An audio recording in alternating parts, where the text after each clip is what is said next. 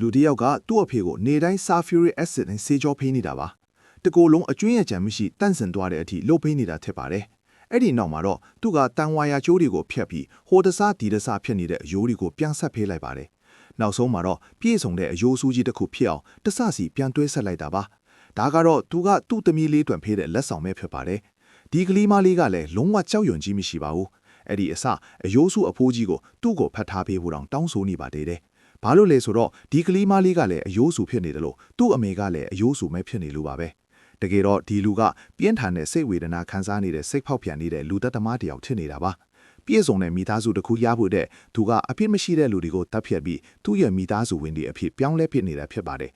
အဲ့ဒီနေ့မှာတော့ဒီလူကအသစ်ပြောင်းလာတဲ့ဇနီးမောင်နှံနှစ်ယောက်ဆိုတဲ့တားကောင်အသစ်ကိုရှားတွေ့ထားပါတယ်သူကအဲ့ဒီဇနီးဖြစ်သူကိုပဲစိတ်ဝင်စားနေတာပါ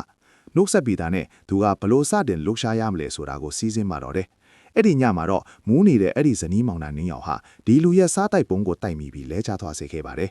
ဇနီးဖြစ်သူကတကားသွားခောက်ပေးမဲ့ဘာတုံးပြန်မှုမှမရခဲ့ပါဘူးဒေးဗစ်ကရှင်းပြဖို့တဲ့စားတုတ်လေးတစ်ဆောင်ထားခဲ့ရပါတယ်မထင်မထားတာကတော့ဒီလူဟာအမောင်ထဲမှာပုံအောင်ပြီးသူတို့ကိုစောင့်ကြည့်နေခဲ့တာပါပဲနောက်ရက်မှာတော့သူတို့ရဲ့စားတိုက်ပုံးကငကိုတိုင်းပြန်ကောင်းနေတာကိုတွေ့လိုက်ရပါတယ်ဒါနဲ့သူတို့ကတောင်းပန်ဖို့ကသွားတွေ့ကြပြီးဒီလူကလည်းသူတို့ကိုအိမ်ထဲဝင်ဖို့ဖိတ်ခေါ်ခဲ့ပါတယ်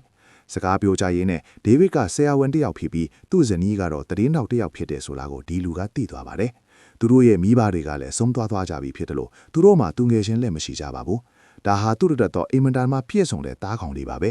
အဲ့ဒီချိန်မှာပဲဒီလူကစိတ်အာရုံခြောက်ခြားမှုတွေဖြစ်လာပါတယ်ဒီအမျိုးသမီးကသူ့ကိုမျက်စိမိတ်ပြောနေတယ်လို့ငင်းရောင်းလာတာပါ